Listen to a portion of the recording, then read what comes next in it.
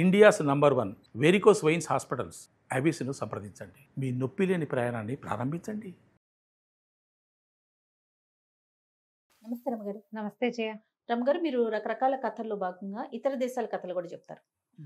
అవి అంటే మనవి చెప్పుకోవచ్చు అనుకోవచ్చు, కానీ అవి విన్నప్పుడు అండి వాళ్ళ సంస్కృతి సాంప్రదాయాలు, ఓ వాళ్ళు ఇట్లా చేసేవారా, అప్పుడు ఇలా ఉండేదా అనేది కూడా అర్థమవుతుంది. పిల్లలకి చాలా బాగుంటుంది రమ్మగారు. అవును, చైనాలో ఇలా ఉంటారు, వాళ్ళ పద్ధతులు ఇవి, జపాన్ లో కూడా అది అలా చెప్తాను బాగుంటుంది. సో అలాంటి కథ ఏదైనా ఉంటే చెప్పండి. జపాన్ జానపద కథ చెప్తాం. ఓకే. పూర్వం అట ఒక ముసలి మామగారు వాడి మనవడు ఉండేవాళ్ళట. అమ్మ నాన్న లేరు పిల్లడికి. ఒక 7 ఏళ్ళు అలా ఉంటాయి, 8 ఏళ్ళు.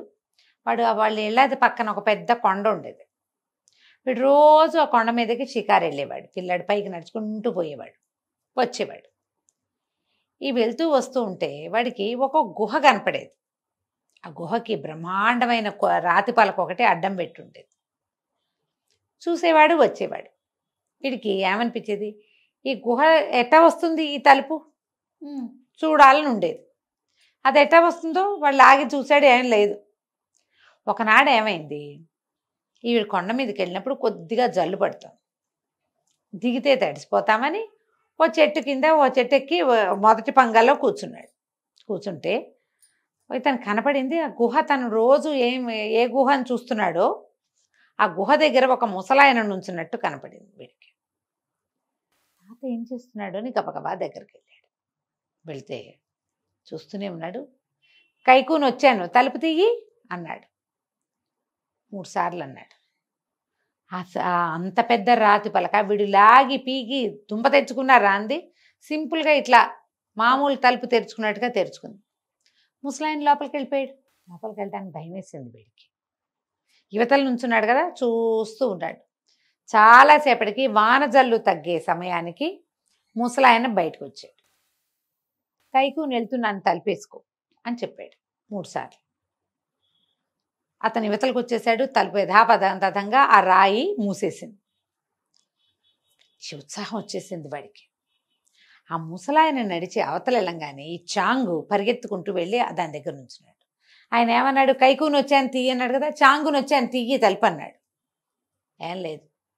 వీడు ఏంటి, ఆయన ఎత్తాకే కదా, తన పేరేగా చెప్పాడు, నేను కైకూని అన్నట్టుగానే చెప్పాడు, నేను కూడా అదే చెప్తాను కదా. అప్పుడు తట్టితే ఆయన 3 సార్లు చెప్పాడు. అని చాంగుని వచ్చాను తలుపు తీయి, చాంగుని వచ్చాను తలుపు తీయి, చాంగుని వచ్చాను తలుపు తీయి అన్నాడు.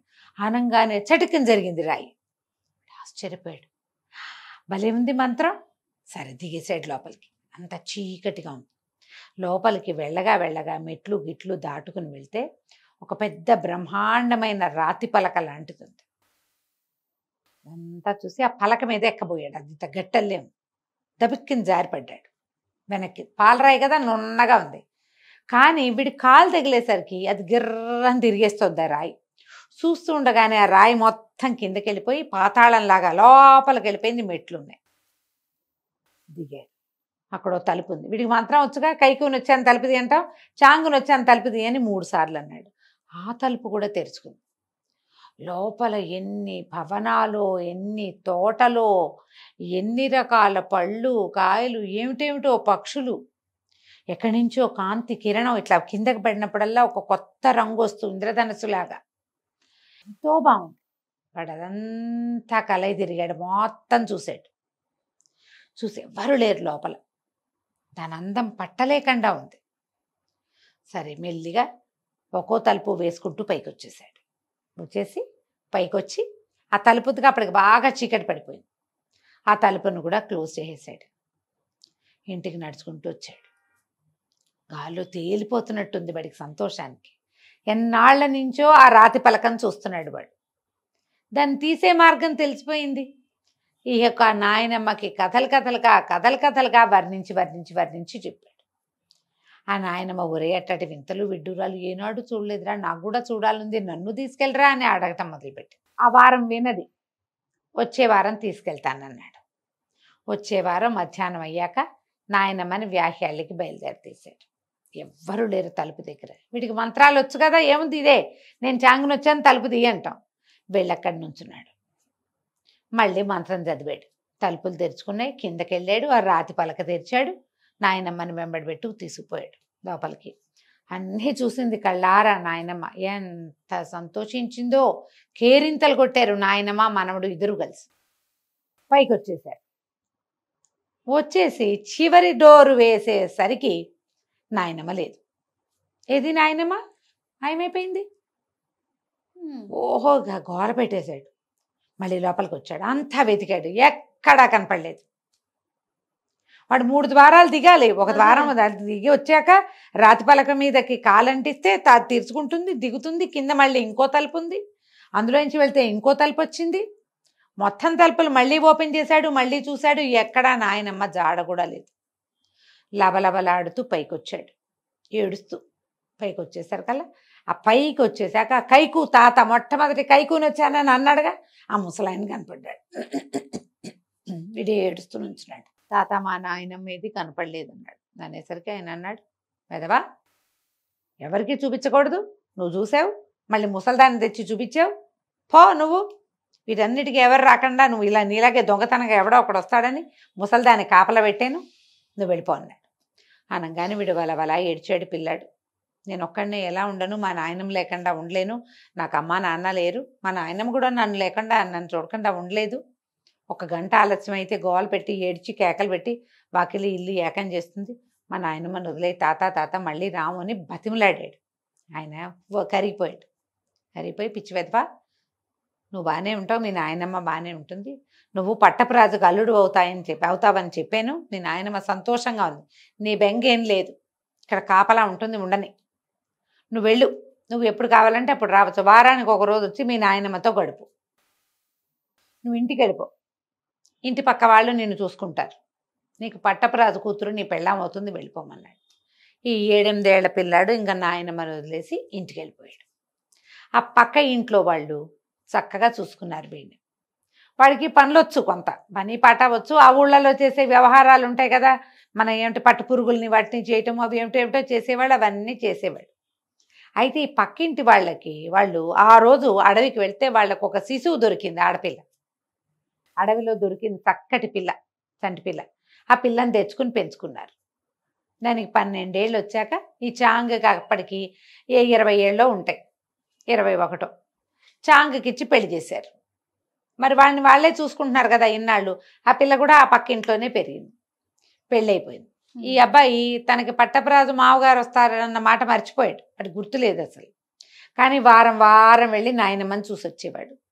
ఆవిడ సంతోషంగా ఉండేది. కిందకి వెళ్తే అన్ని పళ్ళు గిళ్ళు మంచి కోసుకొని తినేవాడు, నాయనమ్మతో స్పెండ్ చేసేవాడు, ఒక పూటంతా వచ్చేసేవాడు. ఆ రహస్యాన్ని ఊళ్ళో ఎవరికి వాడు ఏనాడు చెప్పల. అలా చెప్పకుండా ఉండేదాన్ని ఆ కైకు ముసలాయన ఏదో చేసాడు వాడి మీద, రహస్యం బయట పడలేదు. వెళ్తూ వస్తూ ఉండేవాడు. అయితే ఏమైంది, చాంగుకు పెళ్ళైపోయింది, పిల్లవాడు కులాసాగా ఉన్నారు. 1 ఏడాది గడిచింది. గడిచాక ఏమైంది, ఒకనాడు ఓ భార్య భర్త ఎవరో ఒక 3 మనుషులు వచ్చారు వాకిట్లోకి. మంచినీళ్ళు ఇవ్వమని అడిగారు. చాంగు వాకిట్లో కూర్చుని, లోపలికి వెళ్ళండి మా ఆవిడుంది మంచినీళ్ళు ఇస్తుంది అన్నాడు. వాళ్ళు లోపలికి వెళ్ళారు. ఒక ఆవిడ ఇట లోపలికి వెళ్ళి కూర్చుని, 2 ఆడవాళ్ళు ఒక మగాయన అనమాట, ఆ చాప మీద కూర్చున్నారు. ఈ చాంగు భార్య ఏం చేసింది, మంచినీళ్ళు పుచ్చుకొచ్చింది కూజాతోటి. పుచ్చుకొచ్చేసరికి అలా కింద కూర్చుని ఆవిడ ఒక బుదుటి లేచి, మా అమ్మాయి మా తల్లే దొరికేవా అని కావలిచ్చుకుంది. 2వ మనిషి ఏమో కేకలు పెట్టింది, బాబు బాబు రండి, మీరు అమ్మగారు ఏదో గొడవ చేస్తున్నారని కేకలు పెడితే వాళ్ళు బయట కూర్చున్న మొగాయన ఈ చాంగు ఇద్దరు గబగబా లోపలికి వెళ్ళారు. ఆ మగ మనిషి లోపలికి వచ్చిన ఆయన ఈ పిల్లని ఆవిడ కావటేసుకుని ఉంది ఆ చాంగు భార్యని. అమ్మో ఇదేమిటి మంచిన్నారే అని ఆయన కూడా అంటున్నాడు. చాంగుకి అర్థం కాలేదు, ఏంటండి ఎవరండి ఏంటండి హడావిడి అంటే, బాబు మా పిల్ల 12-13 సంవత్సరాల క్రితం తప్పిపోయింది, చంటి పిల్లగా ఉన్నప్పుడు అడవిలో పడిపోయింది ఎక్కడో. మేము అప్పటి నుంచి మారు వేషాల్లో వెతుక్కుంటూనే ఉన్నాం మా పిల్లని.